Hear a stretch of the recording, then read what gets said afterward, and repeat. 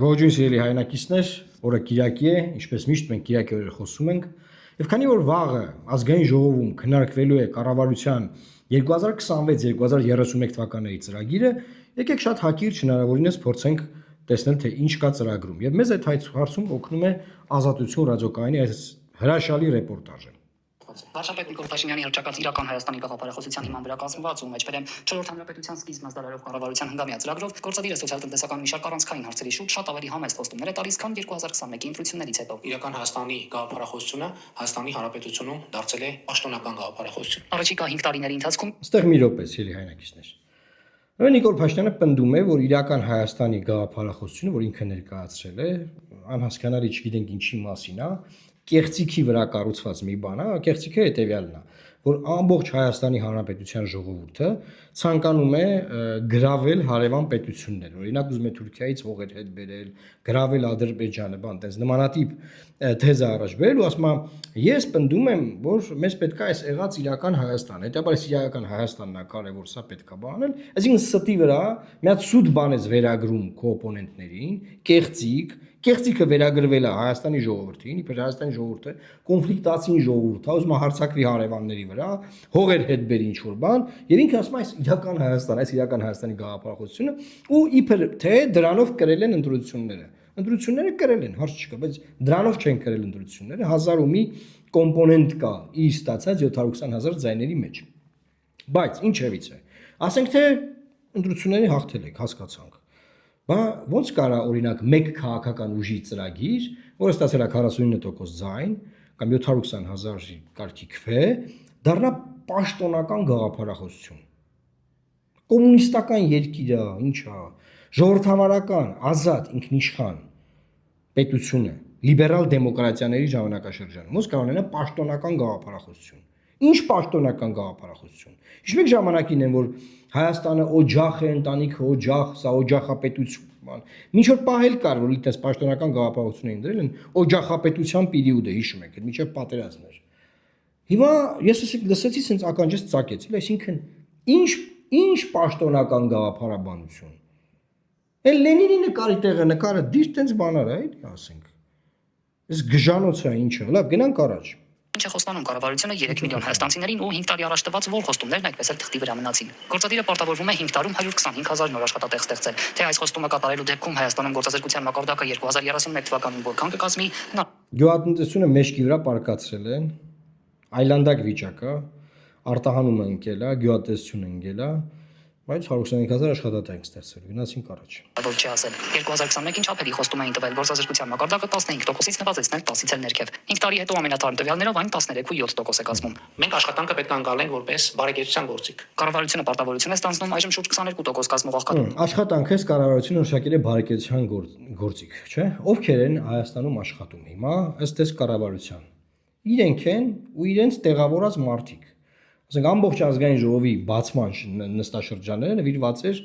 մի մարդու նրա կնոջ աշխատավարձի, հետո մի հատ ուրիշ մարդու իր կնոջ աշխատավարձի, հետո մի հատ ուրիշ մարդու իր կնոջ աշխատավարձի ու այդ ձևի էլի, այսինքն աշխատանքը բարեկեցության միջոց է, այդ ում մասին է, ձեր մասին է, դուք իրար աշխատանք եք ընդունում, իրար պարգևատրում եք, ում մասին է, էլի սովորական ժողովուրդը կա այս թեմայի մեջ թե չկա, գնացինք առաջ։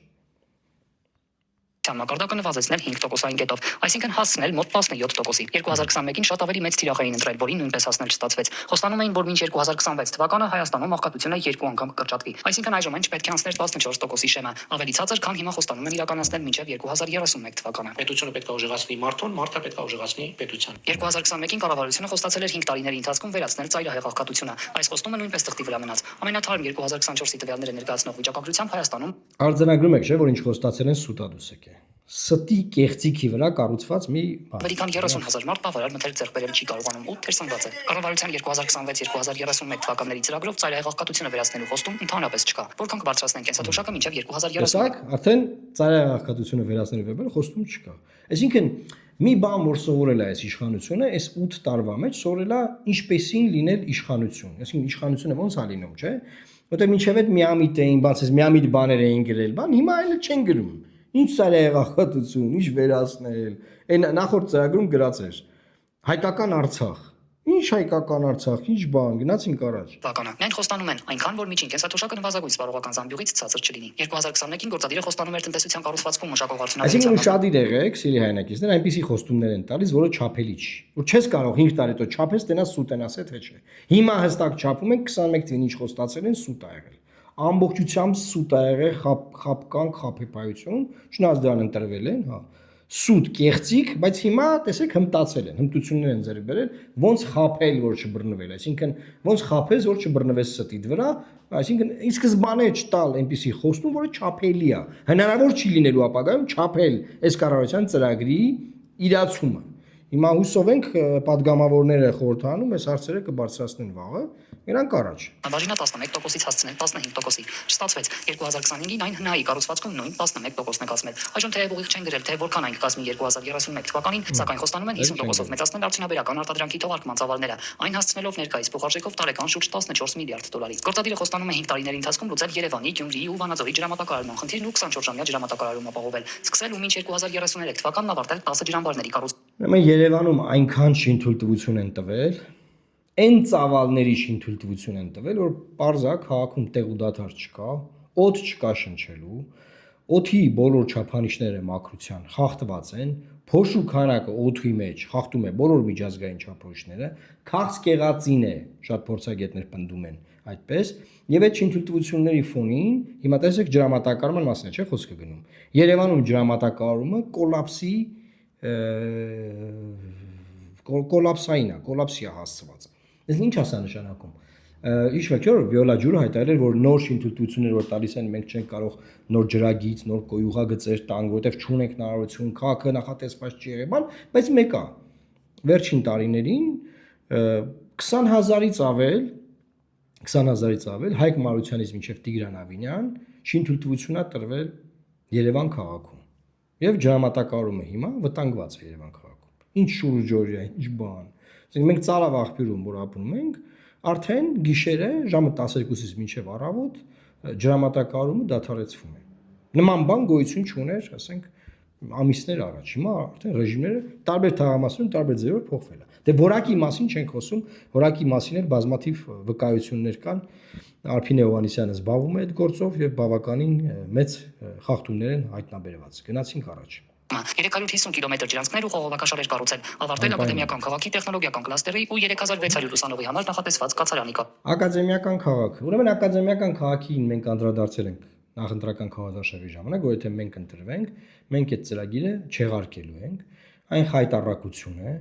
այն աղքատ երկրի ազգային ռեսուրսը անկապ մի հատ անիմաստ տարածքում ծախսելու մի ճանապարհ է, որի արդյունքում միջազգային բոլոր չափանիշներով հաստատված օրինակ մայրաքաղաքներում ինչպես են ուսանողական կյանք, ուսանողական քաղաք, բուհեր, առաջադեմ մասնագետները, դասախոսները, ուսանողությունը, այդ երրացող ուժը Երևան քաղաքից ինչ են ուզում անել, ուզում են դուրս բերեն։ Ամբողջ աշխարհում ամենազբաղված մայրաքաղաքներում կան բուհեր, կա ուսանողություն, կա ուսանողական կյանք, բայց չէ։ Այս իշխանությունը որոշել է Բացի այն, որ Ալիևը իրանց ինչ ասում է, պետք է իրանք անեն, Ալիևը ինչ ասում է, տառացիորեն անում են իրանք, նաև ասենք պետք է Երևան քաղաքում օրինակ բուհեր չլինեն, ուսանողություն չլինի, երիտասարդություն չլինի, դասախոսություն չլինի, բայց մեր ազգային փողը, մեր պետության փողը, որ պետք է ծախսվի մեր ժողովրդի վրա, տանում են ծախսեն այդ ծրագրի վրա, այդ ծրագրի վրա բնականաբար որ ծախսեն շինարարության վրա միլիարդներ կուտեն, ինչ որ մարդիկ էլի կարստանան, փողեր կդիզեն, ոնց որ այս շինարարությունների վրա են այդ միլիարդները դիզվում, այդ կոռուպցիայի մեջ թաղված, հա, շինթույլտվությունների պատմությունը ինչի՞ց է, այդքան շինթույլտվություն ոնց են տալի, ոնց կան հստակ երթվեն իրանց ամենասրբությունները անելու, որ կոռուպցիա չկա այդ դաշտում, չեն կարող երթվել, չէ, գնացինք առաջ։ Կառուցումը կառավարության ծրագիրը ամբողջությամբ հիմնված է իրական Հայաստանի գաղափարախոսության եւ 4 հանրապետության տեսլականի վրա, կրթության ու գիտության 4 հանրապետություն, հա, դուք ով եք, որ եղած հանրապետությունը թողած նոր հանրապետություն հռչակեք։ Ուրեմն ուշադրություն եմ հրավիրում ձեզ։ Ցանկացած բան, որ մեր իշխանությունը ասել ասա լավը չի պիտի նոր հռչակենք, ի՞նչ է տեղ ունեցել։ Եղածը, որը թերի է, լավը չի, պրոբլեմատիկ այն որ խնդիրներ ունի, բան, կործանվել է, բառացիորեն եմ ասում։ Կործանվել է ու նորը չի ստեղծվել։ Օրինակ ես երկար տարիներ տեսեք Ալիևը, Էրդողանը, բան ասում են ձեր ատոմակայանը պետքա փակեք, չէ՞։ Հիմա որը ոնց փակեն ատոմակայանը։ Ասում են նորն են կառուցելու։ Նորի ոչ մի պայմանագիր, ոչ մի ծրագիր, ոչ մի բան գոյություն չունի, եղածը քանդելու, կործանելու վրա մեծ ջանքաներ դրված եւ աշխատանքներ են գնում։ Նույնը Արցախյան հակամարտության մասին կարող ենք ասել, նույնը Արցվաշենը հետ բերելու մասին կարող ենք ասել։ Ցանկացած թեմա, որ իրանք ասում են, էս եղածը լավը չէ, հեսա մենք նորն ենք անում, հատեսան նոր բան ենք անում, իմացեք այդ եղածը կործանվելու։ Այսինքն հիմա երրորդ հանրապետություն, այս հանրապետությունը, որ չգիտեմ, ասում են երրորդ հանրապետություն։ Այս Հայաստանի հանրապետությունը։ Ինչ եք ուզում, էլի այս Հայաստանի հանրապետությունից ինչ եք ուզում, այս ժողովրդից ինչ եք ուզում։ Հիմա մենք 4-ը պետք է հիմնադրենք։ Այդ մոլուցքը, որ իրանք իրեն ինչ որ բանի հիմնադիր, ինչ որ բանի հիմնադիր հայրեր, էսա այս մոլուցքը։ Գնացինք առաջ։ Մասին կամավորատեստավորման առաջին փուլը հաղթահարած ուսուցիչներին եւս մեկ անգամ ատեստավորում անցնելու հնարավորություն են խոստանում, բարձրացնելով նաեւ ուսուցիչների դրույքաչափը, այն սահմանելով 300,000 դրամ։ Խոստանում են մինչ 2031 թվականը գիտության ֆինանսավորումը հասցնել հնայի 1%-ին, որն այժմ 0.3-ի էլ չի հասնում։ Կրթությունը մեզ համար ռազմավարությունների ռազմավարություն է։ Մեր ընկալումը հետեւյալն է, չկա որևէ բան, որ հնարավոր է անել ավելի լավ առանց կրթության։ Ուղղակի չկա այդպիսի բան։ Բացի այդ, խոստանում են 5 տարիների ընթացքում Հայաստանում արտադրված բարձր տեխնոլոգիական արտադրանքի տարեկան արտահանման ծավալը հասնել $5 միլիարդ։ Կառավարությունը խոստանում է 5 տարիների ընթացքում ակադեմիական քաղաքում 35,000 հանդիսականի համար UEFA-ի չափանիշներին համապատասխան մարզադաշտ կառուցել։ Եվս 2-10 Էլի եկանք ակադեմիական քաղաք։ Ժողովուրդ հասկանում եք ինչ է։ Էլի եկանք ակադեմիական քաղաք։ Գնացինք լավ։ 1000 մարդու համար նախատեսված մարզադաշտ Վանաձորում ու Իջևանում։ Խոստանում են մինչ 2031 թվականը գործարկել TRIP նախագծի երկաթուղային կառուցվածքը։ Նաև վերակառուցելու գործարկել Ախուրիկից Թուրքիա ու Երասկից Նախիջևան տանող երկաթուղիները։ Թեև ամիսներ առաջ Երևանը դիմել էր, որ ռուսական կողմն անհրաժեշտ ներդրումներն անի ու Մոսկվան բանակցություններ սկսելու պատրաստակամություններ հայտնել, Նիկոլ Փաշինյանն այժմ հայտարարում է, սեփական միջոցներով կկառուցեն։ Արդյոք սա նշանակում է, որ ռուսական կողմը ուղիղ արդեն մերժել է Հայաստանի դիմումը, որ Արդեն սեփական միջոցներով երկաթգիծ են կառուցել։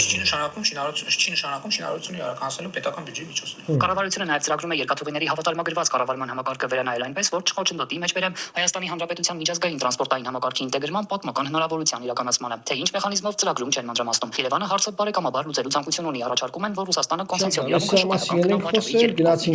ուշացրել է պայմանագրի խզման կամ Հաջորդ կետը ուրա։ Գալիս ենք վեհապարին, կաթողիկոսին հանելուն, այսինքն գրածը կաթողիկոսին պետքա հեռացնել, պետքա տեղապահ նշանակել, պետքա չգիտեմ հետո նոր թե ոնց անել դա բարձ չի, բայց դե իրանց նախընտրական ծրագրում գրել էին, որ մենք պետքա կաթողիկոսին հեռացնենք, հիմա ասում են ժողովուրդը մեզ ընտրել է, պաշտոնական արդեն всё, մենք պետքա կաթողիկոսին հեռացնենք։ Դրանով էլ են իրանք զբաղվելու եւ ընդհանրապես ես ուզում եմ ասել հետեւյալը, որ չի կարելի թույլ տալ, որ Հայաստանի Հանրապետությունը